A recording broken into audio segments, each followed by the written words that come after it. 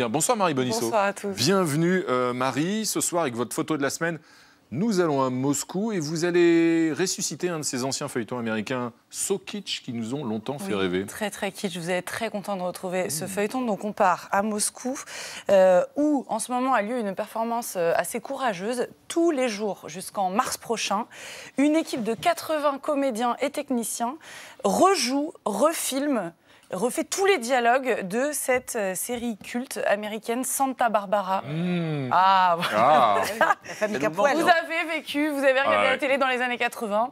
Donc Santa Barbara, pour ceux qui n'étaient pas là, en gros, c'est des très riches Californiens qui se trahissent, qui se tuent, qui se ruinent, qui se remarient. Le tout pendant 2187 épisodes. Ils sont très bien coiffés aussi. Ouais, qui se coiffent beaucoup. Donc regardez ce que ça donne à Moscou. Ils ont reconstitué, c'est la photo de la semaine, tout le plateau de Santa Barbara, dans cet immense lieu de 40 000 mètres carrés, qui est en fait une fondation d'art contemporain qui vient d'ouvrir juste à côté du Kremlin, GES2. Alors, ça veut carrément concurrencer la Tate Moderne de Londres et le Centre Pompidou à Paris. Voilà. D'ailleurs, c'est Renzo Piano qui a rénové cette ancienne centrale hydraulique. Alors, l'idée pour l'ouverture justement de cette fondation, de rejouer ce soap-opéra américain, elle est venue d'un artiste islandais qui s'appelle Ragnar Kjartansson et qui s'est aperçu un peu par hasard en lisant un article que les Russes connaissaient tous par cœur Santa Barbara. C'est une obsession nationale. Vous avez des hôtels Santa Barbara par milliers. Vous avez les maisons russes. Il y a beaucoup d'arches ou de colonnes dorées inspirées directement de l'architecture de la série. Vous avez des chiens russes qui s'appellent Mason, des chats qui s'appellent Cruz, en hommage au personnage de Santa Barbara. Et puis il y a même une expression russe, faire une Santa Barbara, qui signifie se mettre dans une situation chaotique et inextricable. Voilà.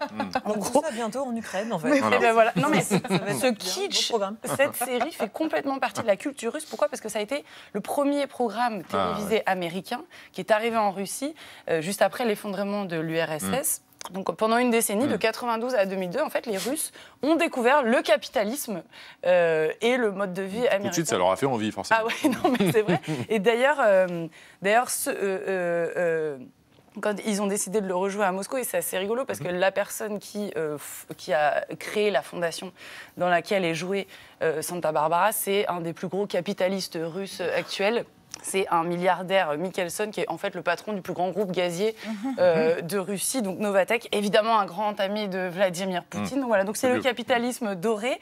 D'ailleurs, le week-end dernier, il y a une membre des Pussy Riot qui a été visiter l'expo. Vous savez, Pussy Riot, c'est ce groupe punk russe dont pas mal ont été envoyés en prison pour des prières anti-Poutine notamment, et qui s'est demandé si ce musée allait aussi exposer l'art contemporain des artistes actuels de 2021 et pas uniquement célébrer cette période Santa Barbara du capitalisme triomphant. Ça risque d'être un peu plus compliqué pour elle. C'est vrai. Après tout, l'un n'exclut pas l'autre, effectivement, même si évidemment Santa Barbara... C'est à savoir donc si les Californiens, de leur côté, sont absolument fans d'une série russe. Vous nous en parlerez la semaine prochaine, bien sûr.